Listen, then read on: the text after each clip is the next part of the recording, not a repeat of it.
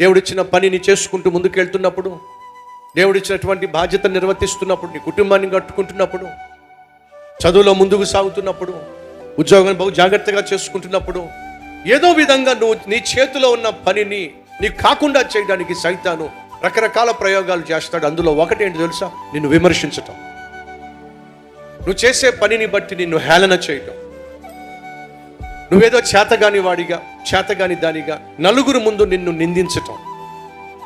ఇక ఈ నిందలు భరించలేక వీళ్ళ మధ్య ఉండటం నా వల్ల కాదు అని చెప్పేసి దండం పెట్టేసి నువ్వు ఉద్యోగం నుంచి బయటపడితే అప్పుడు సంతోషం అయిపోతుంది వాడికి. సైతాను గారు సంబరాలు చేసుకుంటాడు. వాడికి కావాల్సింది అదే.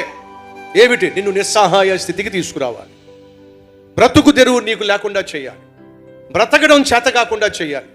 అలా చేయడానికి సైతాను సాధారణంగా మొదటిగా నీ మీద వాడేటటువంటి చేసే దాడి కానీ, వాడే ఆయుధం కానీ ఏంటో తెలుసా? ఎగతాళి చేయడం. నేను ఎగతాళి చేసేవాళ్ళని వాడు రేపుతాడు, హేళన చేసేవాడిని లేవనెత్తుతాడు, విమర్శించే వాళ్ళని లేవనెత్తుతాడు, మాటలతో గాయపరిచేవారిని లేవనెత్తుతాడు. వీటన్నిటి మధ్య నువ్వు తట్టుకోలేక ఏం చేస్తావు? ఉన్న చోటు నుంచి వెళ్ళిపోయే ప్రయత్నం చేస్తావు. అదే వాడికి కావాలి. ఉన్న ఉద్యోగాన్ని విడిచిపెట్టే ప్రయత్నం చేయాలి. అదే వాడికి కావాలి. ఉన్న చోటు నుంచి నువ్వు వెళ్ళిపోవాలి. చేస్తున్న పని నువ్వు మానేసేయాలి. చేస్తున్న పరిచర్య నువ్వు మానేసేయాలి. విను సహోదరి సహోదరులు, దేవుడు నీకేదైనా పని కానీ, పరిచర్య కానీ, బాధ్యత కానీ ఇచ్చినట్లయితే, నువ్వు దేవుని చిత్త ప్రకారం వాక్యానుసారంగా ఇచ్చిన పనిని, పరిచర్యను చేసుకుంటూ ముందుకు సాగుతే, సైతానుకు లోబడే మనుషుల ద్వారా ఏదో విధంగా నిన్ను అక్కడి నుంచి ఖాళీ చేసే ప్రయత్నం చేస్తాడు.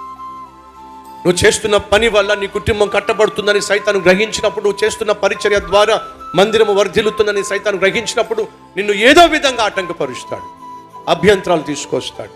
అందులో మొదటిగా ఏంటో తెలుసా?